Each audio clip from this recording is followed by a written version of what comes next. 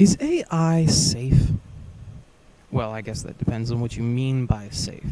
But for those of you out there who are more concerned about the private information side of safety, preventing the AI from, taking whatever you give it, giving it to some corporation, and then them using it to, somehow exploit you, you might be disappointed with what information they actually use out of what you give them. Because as far as I've ever been made aware, the actual information that they use is not things like Bob Smith bought tires at 12 a.m. On a Saturday or something like that. That's not the information they get. But what they might get, 15,000 people in the state of Ohio were buying tires at a really late time at night. That's the kind of information they actually may end up getting.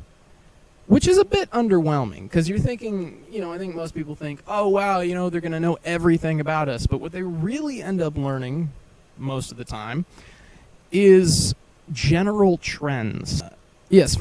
But for those of you who are afraid of, very, very cautious at least, of, privacy, data privacy, and that kind of stuff, I recommend Leo from the Brave browser.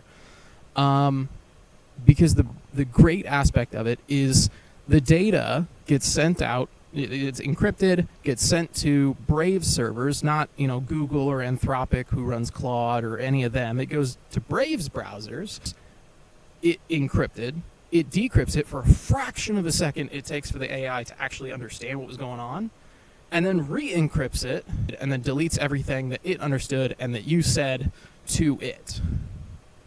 So realistically, the only way to actually get the data, at least as far as I'm aware, is to break into the data center, hook directly up to the hardware itself, run a decryption algorithm of some sort, and somehow catch it within that fraction of a second for one specific person.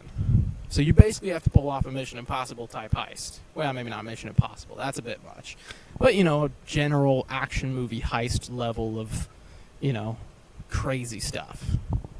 I recommend the Brave browser's built-in AI, Leo.